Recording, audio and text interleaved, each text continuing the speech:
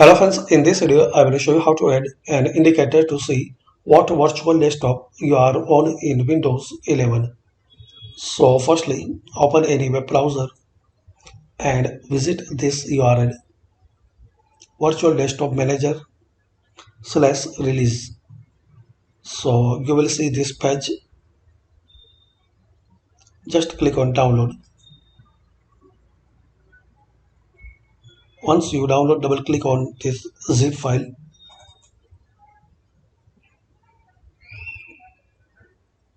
Now click on virtual desktop manager.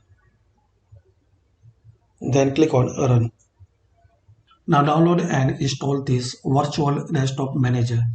And once you successfully downloaded and installed, you will see here tray and it will display the number of active virtual devices. So thanks for watching and please comment this video useful for you or not.